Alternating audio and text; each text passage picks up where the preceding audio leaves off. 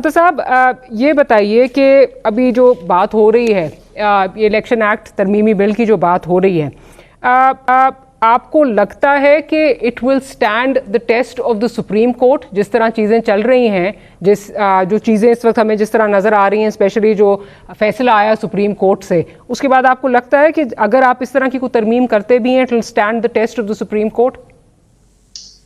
बहुत शुक्रिया डॉक्टर साहबा। देखिए, तासुर ये मिलता है कि सुप्रीम कोर्ट ने पहले 63A का जो फैसला आया उसमें आइन रीराइट किया गया कि जी वोट कास्ट हो जाएगा, काउंट नहीं होगा और आप डिस्क्वालीफाई भी हो जाएंगे। उसके बाद मुख्तलिफ मामलात हैं जिसके अंदर फैसले ऐसे दिए जाते हैं जहां दरखास्त गुजार ने ना रिलीफ वो मांगा हो जो रिलीफ दे दिया गया है, ना वो दरखास्त गुजार अदालत के सामने मौजूद है, ना उसकी सदा है, और वो कह रहे हैं हम सुन्नी इत्तेहाद काउंसिल के मेंबर हैं, कोर्ट कह रही है नहीं आप तहरीक इंसाफ के मेंबर हैं। तो मुझे समझ नहीं आती है कि ये फैसला किन बुनियादों पे दिया गया और अभी तक डिटेल्ड ऑर्डर क्यों नहीं आ रहा। डिटेल फैसला आने में क्या अमर माने है, डिटेल ऑर्डर आ जाना चाहिए था। और मैं तो ये समझता हूं कि देखें, ऑलरेडी आइन के अंदर कहा गया है कि रिजर्व सीट्स मिलेंगी पॉलिटिकल पार्टीज के प्रोपोर्शनेट रिप्रेजेंटेशन के सिस्टम के तहत, मुतनासिब नुमाइंदगी उस लिस्ट के मुताबिक जो इलेक्शन से पहले आवेजा कर दी गई होगी शेड्यूल के मुताबिक, ना शेड्यूल के मुताबिक लिस्ट दी गई है, ना तहरीक इंसाफ ने कोई लिस्ट क्लेम की है, ना उनके उम्मीदवार जो थे उन्होंने तहरीक इंसाफ का लफ्ज लिखा है। और देखिए, फ्लोर क्रॉसिंग नहीं हो सकती।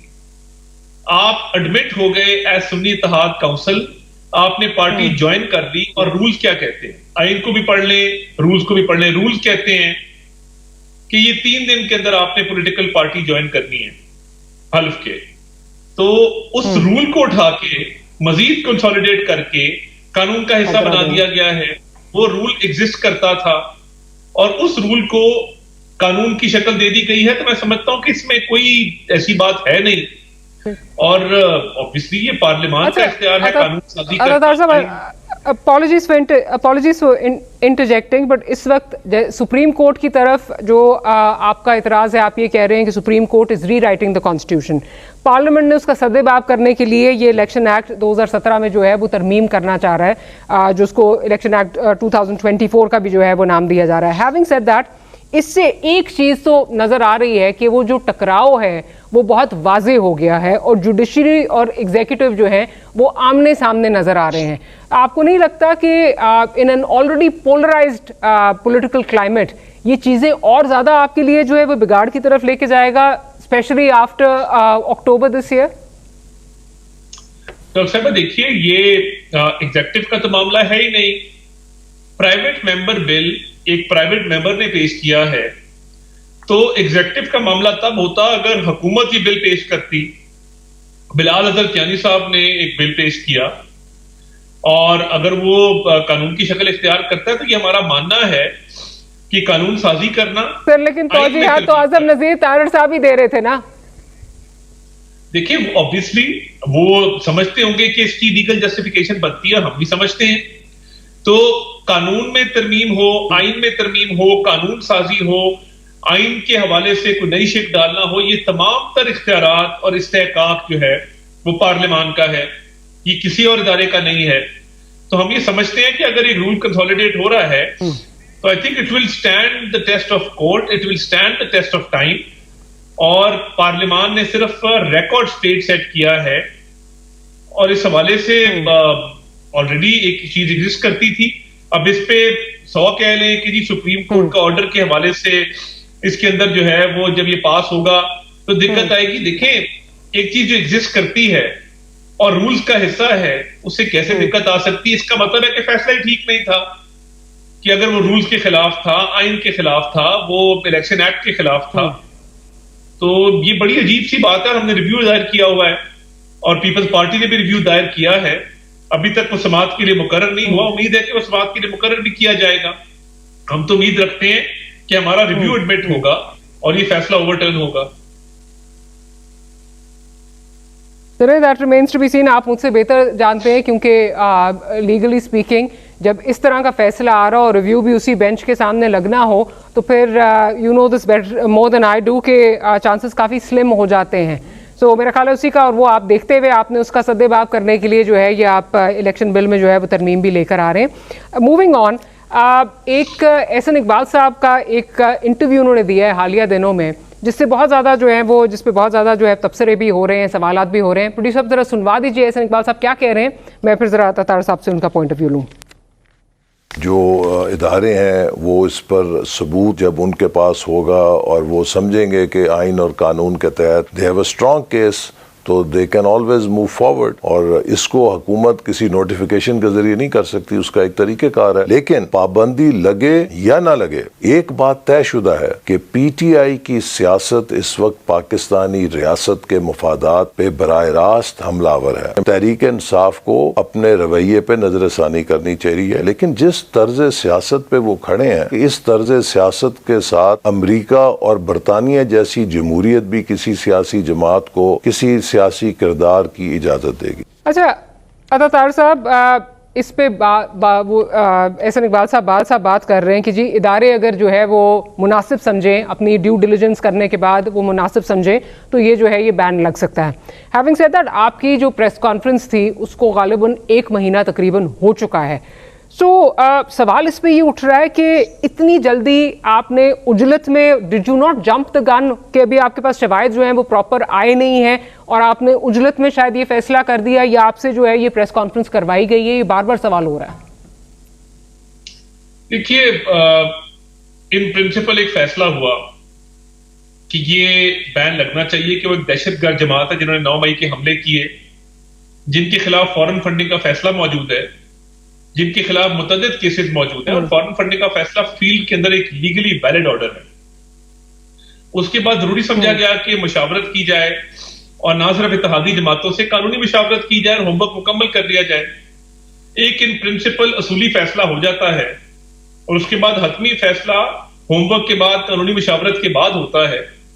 तो मैं ये समझता हूं कि इसमें कोई मजायका नहीं है। और एहसन साहब ने भी कहा कि रियासत के वफादात और पीटीआई के मफादात आपस में जो है वो मुतसादिम है। तो उस हवाले से हम समझते हैं कि उस पर होमवर्क जारी है, और ऑब्वियसली उसका एक सिस्टम है, वो कैबिनेट में आएगा, काबीना उसको रेफर करेगी सुप्रीम कोर्ट को, और फिर फाइनल फैसला वहां से आएगा। तो आइन की जो आर्टिकल 17(2) है उसके तहत ये बिल्कुल इजाजत है कि फेडरल गवर्नमेंट ये काम कर सकती है, और हम समझते हैं कि उसका जवाब भी मौजूद है और शवाहिद भी मौजूद है। अब उस पर मुशावरत जब मुकम्मल इससे दो सवाल।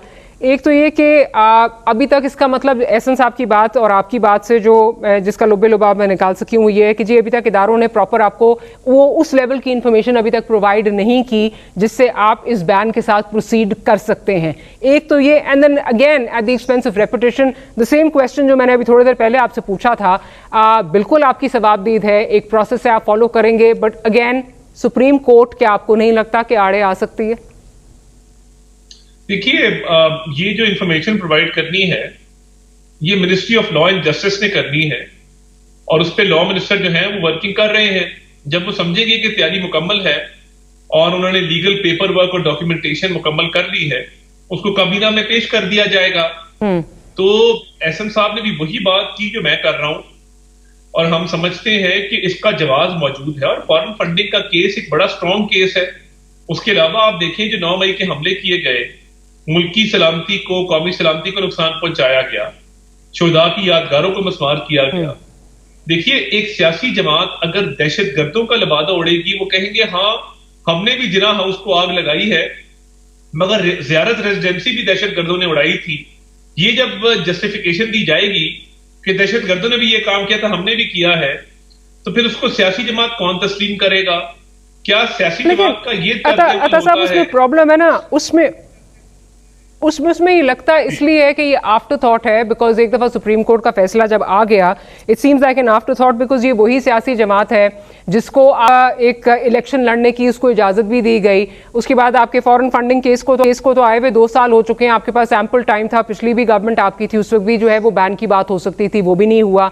उसके बाद इसी जमात के साथ मौजूदा प्राइम मिनिस्टर जो हैं वो मुज़ाकरात की बातें भी कर रहे थे, और ये सब 9 मई के बाद की बातें हैं। So that's the reason it seems like an after thought post जो सुप्रीम कोर्ट का फैसला आया था, उसके बाद ये एक आफ्टर थॉट लगती है। नहीं देखिए, ये आफ्टर थॉट बिल्कुल नहीं है, इस पे गाहे बगाहे बात होती रही है। और जब ये फॉरेन फंडिंग का फैसला आया था तो ये काबीना की मीटिंग में भी इसको डिस्कस किया गया था कि इसका अगला लॉजिकल स्टेप यही बनता है, मगर तब इत्तेफाक राय ना हो सका। तो ये बात हमेशा रही है, मगर इस पे इन प्रिंसिपल फैसला अब जाके हुआ, तो इस पे डिस्कशन ऑन एंड ऑफ होती रही। तो ये आफ्टर थॉट तो नहीं है, ये हमेशा से डिस्कशन के अंदर था, इस पर मशावरत होती थी, बातचीत होती थी, मगर इन प्रिंसिपल इसका फैसला भी किया गया। तो इट्स जस्ट अ कोइंसिडेंस कि सुप्रीम कोर्ट के फैसले आने के बाद जो है वो एकदम से डिस्कशन जो है ये मेन स्ट्रीम डिस्कशन में आ गई। So it's just a coincidence then. देखिए, सुप्रीम कोर्ट का जो फैसला आया है उसमें कानूनी तौर पे सुकम मौजूद है, लूप होल्स मौजूद है, यानी उन एमएनएज का ना एफिडेविट जमा है, ना वो कंप्लेनेंट्स हैं, ना उन्होंने रिलीफ मांगा, जिनको रिलीफ दे दिया गया, क्लॉक को टर्न बैक करके वक्त को जो है वो वापस मोड़ दिया गया। तो जब इतना बड़ा रिलीफ मिला है तो फिर ये बहस बिल्कुल जन्म ली, और सियासी अकाबरीन का, कानूनी माहिरीन का ये ख्याल था कि एक ऐसी सियासी जमात जो दहशत गर्दों को वापस ला के खैबर पख्तूनख्वा में बसाती है, 9 मई के हमले करती है, फॉरेन फंडिंग लेती है, उसके बानी पे तोशा खाना में चोरी का केस जो है वो भी स्टैब्लिश्ड है, 190 मिलियन पाउंड का केस स्टैब्लिश्ड है, IMF को खत लिखते हैं कि खुदा ना खास्ता पाकिस्तान को डिफॉल्ट करवाना है, तो फिर ऑब्वियसली एक राय मौजूद थी। राइट। अच्छा अता तार साहब, हाउ कॉन्फिडेंट आर यू कि you will be able to retain those seats, जो सीट्स आपको मिली हैं, जो कि अब आपको क्या लग रहा है कि किस हद तक ये जो आपने कानून साजी की है, ऑब्वियसली आप रिव्यू में भी जाना चाहते हैं, बट कानून साजी उससे पहले आ रही है, बिकॉज एक आप उसका सदेबाब करना चाह रहे हैं, हाउ कॉन्फिडेंट आर यू कि आप you will be able to retain the seats? देखिए, अगर कानून के मुताबिक चला जाए और आइन के मुताबिक चला जाए तो ये सीटें कहीं और नहीं जा सकती। ये भी देखे ना, लोग यही तासुर कायम कर रहे हैं कि एक out of the way relief दिया गया, यानी एक बंदा कह रहा है कि मेरे खाना वल्दियत में आपने मोहम्मद सलीम लिखना है, आप कह रहे नहीं हमने जुबैर लिखना है। तो ये बड़ी अजीब सी बात है, और अगर ये प्रेसिडेंट बन गया तो क्या बाकी सियासी जमातें भी ये तवक्को रखें कि कल को वो एक पिटीशन फाइल करेंगे और बिन मांगे जो है उनको रिलीफ दे दिया जाएगा और वक्त का धारा वापस तो आप कॉन्फिडेंट हैं कि आप ये सीट्स रिटेन करेंगे? अतातार साहब, आप कॉन्फिडेंट हैं आप सीट्स ही रिटेन करेंगे? देखिए, मैं वही कह रहा हूं ना, अगर कानून और आइन को फॉलो किया गया तो ये सीटें हमारा ही रिटेन करना बनता है। अच्छा, अब ज़रा आगे आ जाते हैं। जो इस वक्त जमात इस्लामी का धरना चल रहा है और उसमें जो उनके 10 पॉइंट्स हैं, उसमें ऑब्वियसली जो IPPs के साथ मुआहदे हैं उनको रिविजिट करने की बात हो रही है। आज प्राइम मिनिस्टर साहब ने भी कहा कि जो IPPs हैं इनकी वजह से मुल्क की नाव जो है वो डूब सकती है। अब गौहर एजाज साहब की जो स्टेटमेंट्स आ रही हैं, उनकी ट्वीट, अभी हालिया ट्वीट जो आई उसमें उन्होंने जो अदाद शुमार दिए हैं उसमें उन्होंने कहा जी 52% जो हैं ये IPPs ये हुकूमती ओन्ड हैं, 28% जो हैं ये प्राइवेट सेक्टर पाकिस्तानी जो है वो ओन करता है, दैट्स 80%। तो इस वक्त भी हमारा सारा इन्हिसार जो है, जब हम बात करते हैं रिलीफ देने की, पावर सेक्टर में आवाम को रिलीफ देने की, तो हमारा सारा इन्हिसार ये है कि हम चाइना के साथ जाएं, चाइना के पास जाएं, चाइना से जो है वो कोई रिलीफ लेने में कामयाब हो जाएं तो 3 से 4 रुपए जो हैं वो हम कम कर सकते हैं बिजली की प्राइसेस में। हम अपने घर से क्यों नहीं स्टार्ट कर रहे हैं? देखिए, प्राइम मिनिस्टर जब पहले दिन आए उन्होंने FBR रिफॉर्म्स के साथ एनर्जी सेक्टर रिफॉर्म्स का जो है वो मामला भी टेकअप किया, और मैं ये समझता हूं कि वो डिस्कोस की प्राइवेटाइजेशन हो, वो लाइन लॉसेस को, थेफ्ट को कम करना हो, सूबों के साथ मिलके FIA ने बाकायदा कार्रवाइयां की, प्राइवेट सेक्टर से लोगों को लाया गया, बोर्ड्स में लगाया गया, और उसके अलावा ये IPPs का भी, आपका क्या ख्याल है कि ओवरनाइट हम चाइना से डेट रीप्रोफाइलिंग की बात कर रहे हैं, चीजों की बात कर रहे हैं? ये it has taken months of consultation and preparation. ये ऐसा है नहीं कि ये ओवरनाइट चीज हो गई।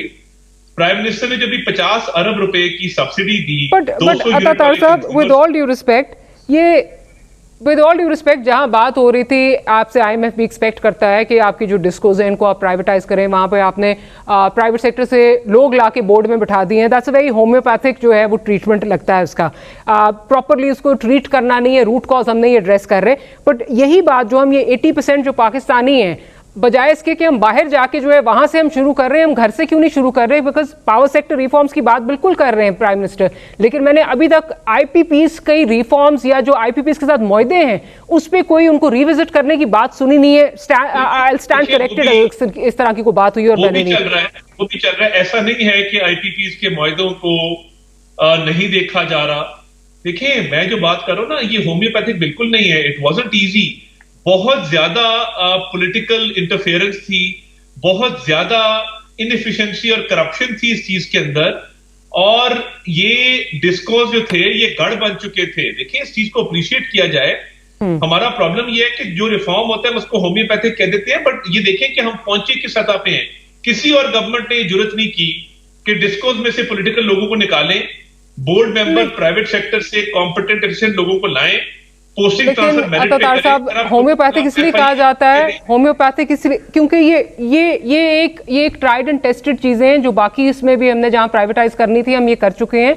आपसे जब हम बार बार ये बात करते हैं, अवाम को हम ये कड़वी गोली देते हैं कि जी आईएमएफ की वजह से हम कर रहे हैं, आईएमएफ की वजह से कर रहे हैं। जब आईएमएफ की वजह से हम ये चीजें कर रहे हैं तो जो आईएमएफ मांग रहा है वो हम नहीं कर रहे, जो एक्चुअल रूट कॉज है। But coming back to this, ये आईएमएफ की वजह से कतल नहीं कर रहे।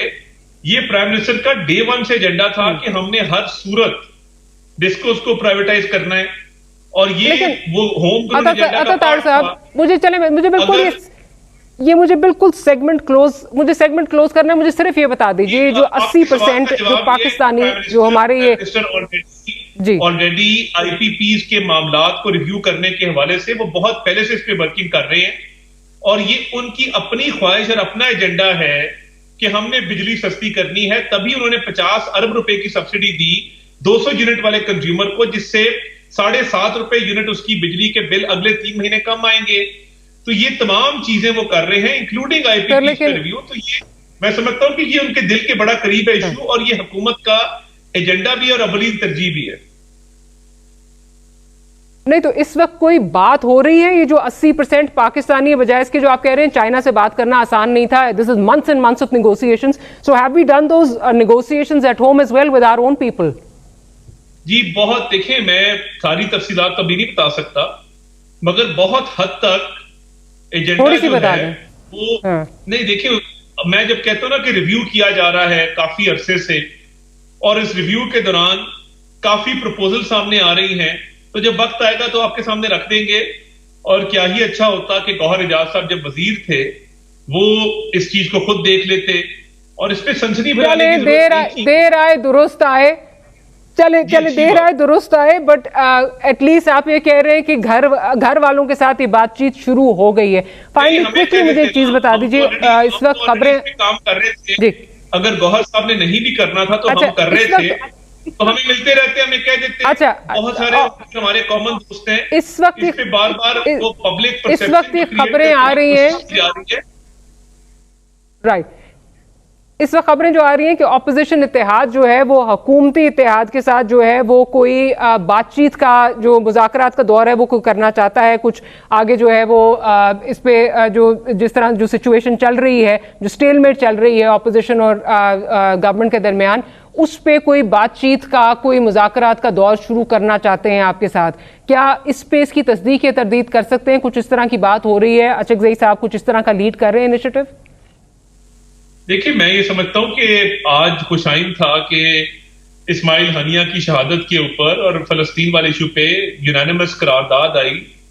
नमाज जनाजा जो गायबाना था उसमें तमाम पार्टीज ने, ऑपोजिशन ने शिरकत की। गौहर साहब मौजूद थे, चेयरमैन पीटीआई, और चीफ व्हिप आमिर डोगर साहब मौजूद थे।